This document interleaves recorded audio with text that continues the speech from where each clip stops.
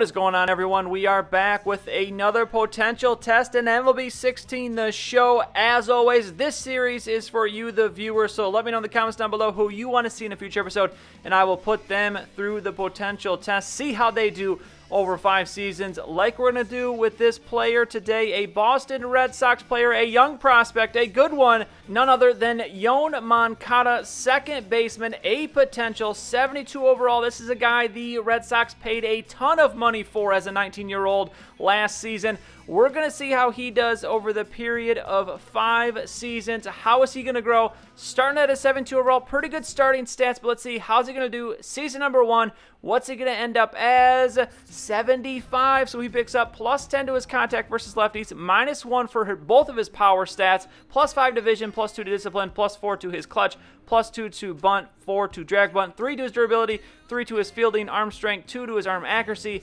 3 to reaction, and then he gets minus 2 for his stealing and plus 1 to his base running aggression.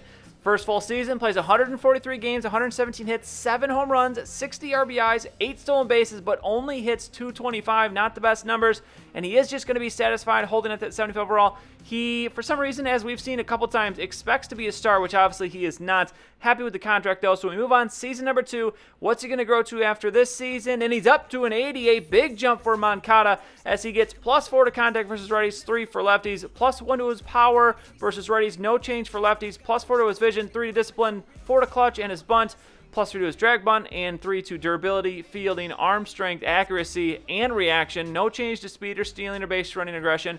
So 80 overall. He only plays 105 games. I don't believe he got hurt. I think he just missed some games because of some of the other players they have. He was on the bench. So he hits 78 hits, 8 home runs, 41 RBIs, hits 252, so a much better average, 8 steals, and he is happy. As you see, he's expecting now a little bit more realistic platoon player, so he's happy because he's an everyday player, getting that plus 2 bump. So at the 80 overall after 2 seasons. On to season number 3. What's he going to grow to here?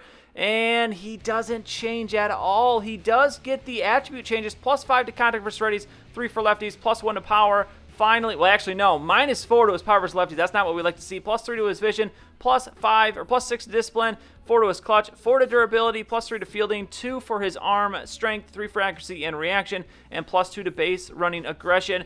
So we'll have to see the numbers here. As interesting, the changes you see there don't equate to an actual overall change. He does go back to a full season, 142 games, 113 hits, 6 home runs, 55 RBIs, 6 stolen bases, but the average only at 243, so disappointing numbers there.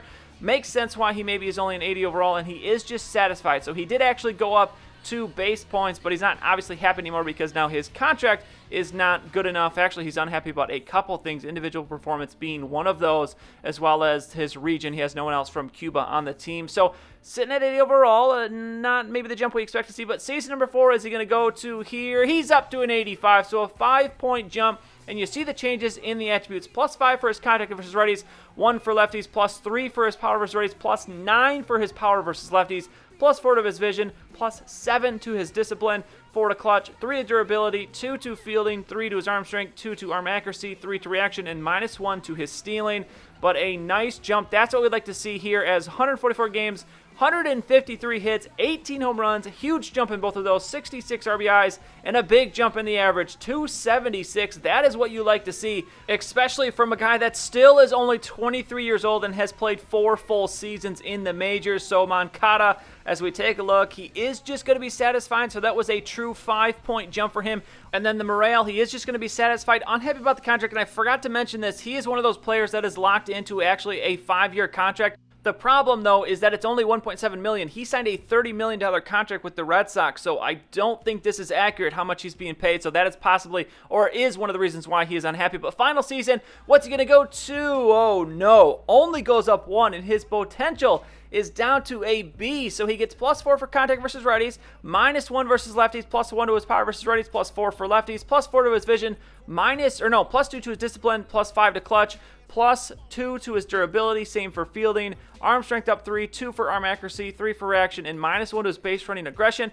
145 games, 161 hits, 19 home runs, 60 RBIs, 15 stolen bases, and he only hits 260. So the numbers, honestly, I don't really know why he's only an 86, because the numbers, oh, here we go. The numbers actually were not that bad, but he is still unhappy because of the contract.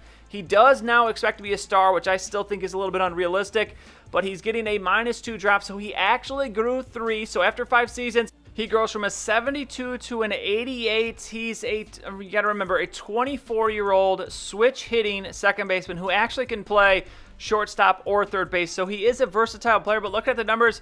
Nothing really jumps out. Obviously, the last 2 seasons, he did get a bump in the power and the average. So if that would be consistent, I would say he could be a very good second baseman, very good infielder. But seeing that potential drop, that scares me, because if you're not the Red Sox, you're going to have to pay a pretty penny to get this guy. Now, if you are playing as the Red Sox, it's a different story. I would definitely hold on to this guy, keep him in the minors for a couple seasons, and then bring him up. He can be your replacement at second or third base, any of the infield positions. But being only 24, you go another 4 or 5 seasons into this, he should still be growing, and maybe in your situation, his potential doesn't drop. It's obviously relying, I think, on every situation, how he plays. It's not a given necessarily his potential will drop every time. So Moncada, not someone I am going to give 2 absolute thumbs up. Go and get him right now, whoever you're playing as. I think it definitely depends on the situation. Pay attention to this guy, though, because he could grow into a very good second baseman. But Moncada, you are done with the potential test. As I said at the beginning of the episode,